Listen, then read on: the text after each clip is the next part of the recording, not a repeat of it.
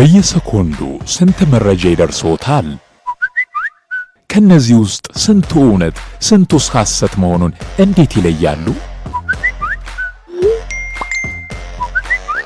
ሐሰተኛ መረጃ የሰውን ሕይወት ሊያናጋ፣ የሀገርን ሰላም ሊያውክ ብሎም ጤናን ሊጎዳ ይችላል።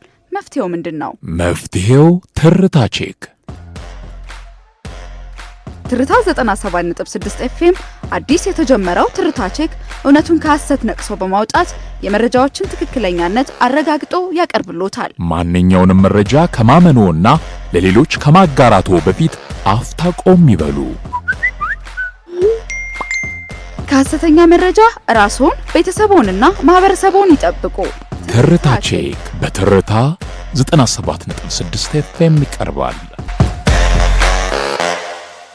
የተከበራችሁ አድማጮቻችን እንደምን አላችሁ? ይህ በትርታ ኤፍኤም 97.6 ወደ እናንተ የሚደርሰው ትርታ ቼክ ፕሮግራማችን ነው። በዚህ ፕሮግራማችን በማህበራዊ ሚዲያም ሆነ በተለያዩ መንገዶች በፍጥነት የተሰራጩ አነጋጋሪ የሆኑና ብዥታን የፈጠሩ መረጃዎችን እውነታን በጥልቀት እንፈትሻለን። መረጃ ኃይል ነው፣ ሐሰተኛ መረጃ ደግሞ አጥፊያ ኃይል። እርሶም የሚደርሱትን መረጃ ከማመኑ ሼር ከማድረጉ በፊት አፍታ ቆም ብለው እንዲያስተነትኑ እውነታውንም እንዲያጣሩ እያሳሰብን ለዛሬ ያዘጋጀናቸውን የተፈተሹ መረጃዎች ይዘን ቀርበናል። አብራችሁን ቆዩ። በቀዳሚነት ወደ እናንተ የምናደርሰው መረጃችን ኢትዮጵያን ወደ ተምሳሌት ሀገር የተሰኘና ከ56,000 በላይ ተከታዮች ያሉት የፌስቡክ ገጽ በየካቲት 29 ቀን ዓለምን ያስገረመ ፎቶ ኢትዮጵያዊ ወጣት ዓለምን ከሚያስጨንቀው የሰሜን ኮሪያው መሪ ኪም ጋር የሚል ጽሑፍ ከ3 ፎቶዎች ጋር አያይዞ ለጥፏል። ይህም ልጥፍ የሐቅ ማጣራት መረጃ እስከሚሰራጭበት ጊዜ ድረስ ከ11,000 በላይ ሰዎች ላይክ ያደረጉት ሲሆን ከ200 ጊዜ በላይም ሼር በመደረግ ለሌሎች ተጋርቷል። ገጹ በለጠፈው ልጥፍ ላይ አንድ ኢትዮጵያዊ ወጣት ከሰሜን ኮሪያው መሪ ኪም ጆንግ ኡን ጋር አብሮ የሚታይ ቢሆንም ትርታ ቼክ የመረጃውንና የፎቶዎቹን እውነተኝነት መርምሯል። በመሆኑም ትርታ ቼክ ምስሎቹ በአርቲፊሻል ኢንተለጀንስ ወይንም በኤአይ መሳሪያዎች መሰራታቸውን እንድናረጋግጥ ከሚረዱን መሳሪያዎች መካከል የሆኑትን ኤአይ ኦር ኖት እንደዚሁም ደግሞ ዲኮፒ የተሰኙ መተግበሪያዎችን የተጠቀመ ሲሆን መሳሪያዎቹ ምስሎቹን በእውነተኛው ዓለም ያልተከናወኑ የኤአይ ሰራሽ መሆናቸውን አረጋግጧል። በማህበራዊ ሚዲያ ላይ በርካታ መረጃዎች በአርቲፊሻል ኢንተለጀንስ እየተፈጠሩና እየተቀናበሩ የሚሰራጩ በመሆናቸው መረጃዎችን ሲመለከቱ ከማመኑ ከማጋራቱ በፊት ትክክለኛነታቸውን በአጽንኦት እንድትፈትሹ ትርታ ቼክ ያሳስባል። በሌላው መረጃችን ደግሞ እውነት የተባበሩት አረብ ኤምሬት ፕሬዝዳንት ሼክ መሐመድ ቢን ዛይድ ሞተዋልን ሲል ይጠይቃል። በርካታ የፌስቡክ ገጾች የተባበሩት አረብ ኤምሬት ፕሬዝዳንት ሼክ መሐመድ ቢን ዛይድ ከዚህ ዓለም በሞት ተለይተዋል በሚል ማጋራታቸውን ተመልክተዋል። እነዚህም መካከል አስክ ኤ ዶክተር አፍሪካ የተሰኘውና ከ74,000 በላይ ተከታዮች ያሉት ገጽ አንዱ ሲሆን ልጥፉም ከ350,000 በላይ ሰዎች ላይክ አድርገውታል። ገጹ ያጋራው የአማርኛ ጽሑፍም ወደ ሲኦል ተሸኝቷል፣ የአብይ አህመድ ቀኝ እጅ ተቆረጠ፣ የተባበሩት አረብ ኤምሬትስ ፕሬዝዳንት ሼክ መሐመድ ቢን ዛይድ አልናህያን ሕይወታቸው አልፏል፣ ድሮኖቹ ግን ዛሬም ንጹሐንን እየገደሉ ነው የሚል ሲሆን ትርታ ቼክም በመረጃው ላይ ማጣራት አካሂዷል። በተመሳሳይ በርካታ ገጾችና አካውንቶች መረጃውን በተለያዩ አገላለጾች ሲያጋሩት እንደነበር ትርታ ቼክ ተመልክቷል።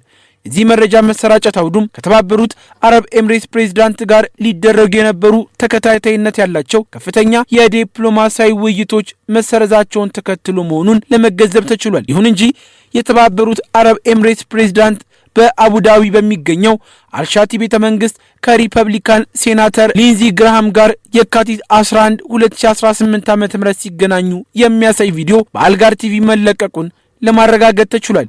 በተጨማሪም ሮይተርስና አልጀዚራም የካቲት 11 ቀን 2018 ዓ.ም ስለተደረገው ስብሰባ መዘገባቸውም የታወቀው። በተጨማሪም የካቲት 13 ቀን 2018 ገልፍ ኢንሳይደር ፕሬዝዳንቱ ከህዝብ ጋር በረመዳን ኢፍጣር ላይ መሳተፋቸውን ዘግቧል።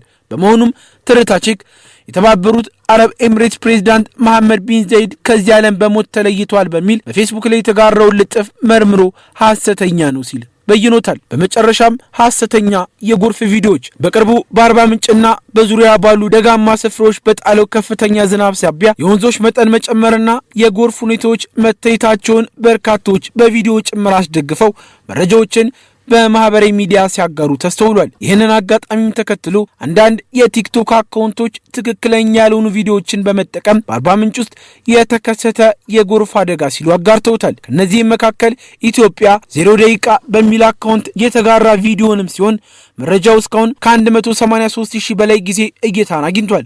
ይሁን እንጂ ትርታ ቼክ ኢንቪድ የተሰኘ መረጃ ማጣሪያን መሳሪያ በመጠቀም ባደረገው ማጣራት መረጃው በፓኪስታን ባቡሳር ከ6 ወራት በፊት የተከሰተ የጎርፍ አደጋ የተወሰደ መሆኑን ለመረዳት ተችሏል። በመሆኑም ትርታ ቼክ እነዚህ ቪዲዮዎች በአርባ ምንጭ ከተከሰተው ጎርፍ ጋር የሚያያይዛቸው ነገር ባለመኖሩ ሐሰት ሲል በይኗቸዋል። አድማጮቻችን ለዛሬ የፈተሽናቸው መረጃዎች እነዚህን ይመስለው ነበር። እናንተም ጥርጣሬ የገባችሁ እውነቱ ቢጣራ የምትሉት መረጃ ካለ በትርታ 97.6 የዩቲዩብ ቻናላችን ላይ በኮሜንት ልታስቀምጡልን ትችላላችሁ። ትርታ ቼክ ቡድናችንም አጣርቶ ወደ እናንተ ያደርስላችኋል።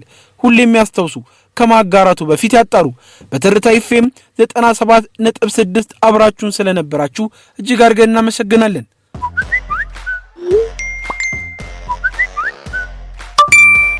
በየሰኮንዱ ስንት መረጃ ይደርሶታል? ከነዚህ ውስጥ ስንቱ እውነት ስንቱስ ሐሰት መሆኑን እንዴት ይለያሉ? ሐሰተኛ መረጃ የሰውን ሕይወት ሊያናጋ፣ የሀገርን ሰላም ሊያውክ ብሎም ጤናን ሊጎዳ ይችላል። መፍትሄው ምንድነው? መፍትሄው ትርታ ቼክ